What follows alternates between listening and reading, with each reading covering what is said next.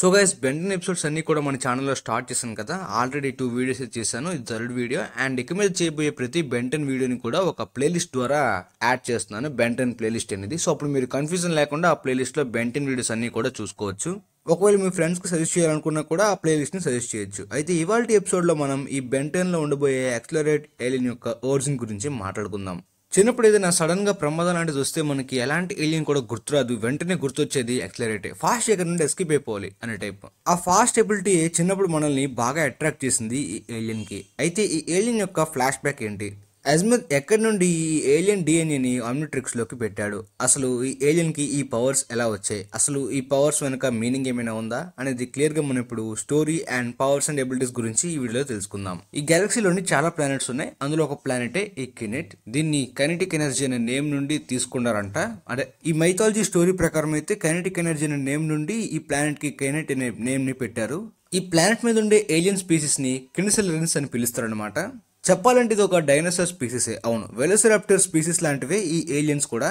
అయితే ఈ కైనెట్ ప్లానెట్ వాతావరణం అంతగా బాగోదు. వెదర్ అంతా కూడా డిస్టర్బ్ గా ఉంటుంది. ఆర్బిట్స్ గానీ ఎలక్ట్రికల్ స్టార్మ్ గానీ అంతా కూడా గందరగోళంగా ఉంటుంది.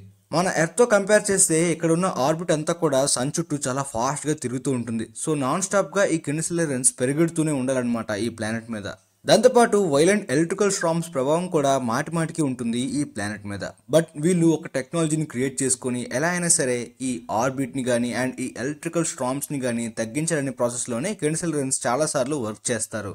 బట్ ఏది కూడా వర్క్ అవుతుంది. కానీ వీళ్ళకైతే మాత్రం ఒక పాసేజ్ జరుగుతుంది. ఆ పాసేజ్ ఏంటంటే ఈ ప్లానెట్ లోనే దీనికి ఒక క్యూర్ ఉంది. ఆ క్యూర్ ఏంటంటే మీరు ఆ పవర్స్ ని ఎర్న్ చేయాలి. ఎర్న్ చేస్తే దీని నుండి మీరు ఈజీగా సర్వే అవుతారని ఉంటుంది. సర్వైవల్ అని ఎందుకంటే సన్ చుట్టూ ఈ ఆర్బిట్ అనేది ఫాస్ట్ గా తిరుగుతూ ఉంటుంది కదా, ఫాస్ట్ గా. సో అలా ఫాస్ట్ గా తిరగడం వల్ల వారాల్లోపే వీళ్ళ లైఫ్ టైమ్ స్పాన్ అంతా కూడా కంప్లీట్ అయిపోయి అందరూ చచ్చిపోతూ ఉంటారు.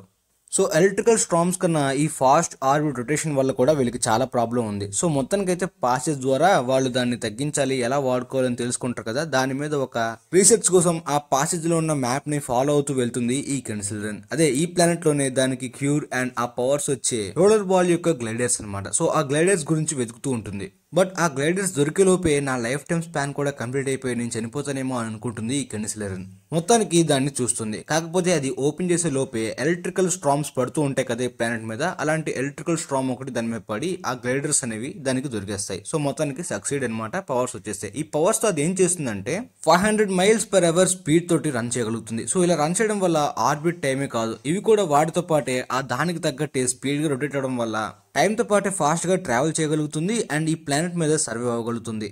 ఈ ఒక్క కినిసెలరెన్స్ మాత్రమే కాదు, ప్రతి యంగ్లింగ్ కూడా ఇదే ఫాలో అవ్వాలన్నమాట. అంటే వాళ్ళ లైఫ్ ఇక్కడ గడపాలంటే మాత్రం ఈ ప్రాసెస్ ని వాళ్ళు ఫాలో అయ్యి ఈ గంట్లెట్ గ్లైడర్స్ ని ఎర్న్ చేయాలి. అలా ఎర్న్ చేయగలిగితేనే ఈ ప్లానెట్ మీద సర్వే అవ్వగలుగుతాయి. ఈ పాసెజ్ అనేది ప్రతి యంగ్లింగ్ కినిసెలరెన్స్ కూడా ఫాలో అవ్వాలి. ఫాస్ట్ గా వెళ్లి వీటిని ఎర్న్ చేసుకుంటేనే ఇక్కడ బతుకుతాయి. ఆ ఫాస్ట్ గా వెళ్ళలేకపోతే చచ్చిపోతాయి. అలానే యాక్సిలరేట్స్ అనేవి ఫాస్ట్ గా వెళ్ళేటప్పుడు స్కాన్ చేయడానికి గానీ నానోటెక్ ప్రొడక్షన్ కి గానీ హెల్మెట్స్ ని కూడా పెట్టుకుంటాయి.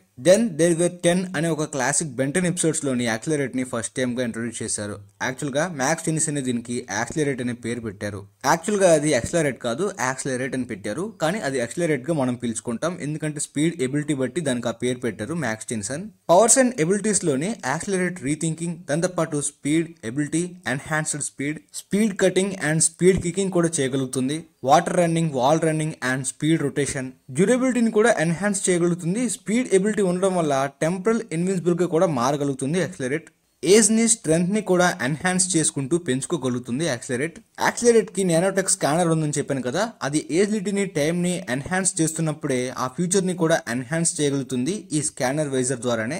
సో ఇలా చాలా కనబడిన స్పెషల్ పవర్స్ కూడా యాక్సిలరేట్ కు ఉంది. సో మొత్తానికి యాక్సిలరేట్ యొక్క బ్యాక్ స్టోరీ మీకు ఎలా అనిపించింది, ఈ పవర్స్ అండ్ ఎబిలిటీస్ కూడా మీకు ఎలా అనిపించింది? మొత్తానికి మీకు ఈ వీడియో బాగా నచ్చిందని కూడా అనుకుంటున్నాను. ఇలాంటి వీడియోస్ ని మీరు షేర్ చేసి సపోర్ట్ చేస్తే ఖచ్చితంగా మన ఛానల్లో నాన్ స్టాప్ గా ఇలాంటి ఎపిసోడ్స్ పెడుతూనే ఉంటాను. బెంటన్ గురించి అన్నోన్ ఫ్యాక్ట్స్ గానీ, అన్నోన్ స్టోరీ హిస్టరీస్ గానీ, ఇలాంటి పవర్స్ అండ్ ఎబిలిటీస్ గురించి క్లియర్ గా మన ఛానల్లోని. సో మొత్తానికి యాక్సిలరేట్ యొక్క ఒరిజిన్ అయితే మీకైతే క్లియర్ గా అర్థమైందని అనుకుంటున్నాను. నెక్స్ట్ ఇంకొక ఏలియన్ ఒరిజిన్ తో మళ్ళీ కలుద్దాం. అంతవరకు bye and thanks for watching.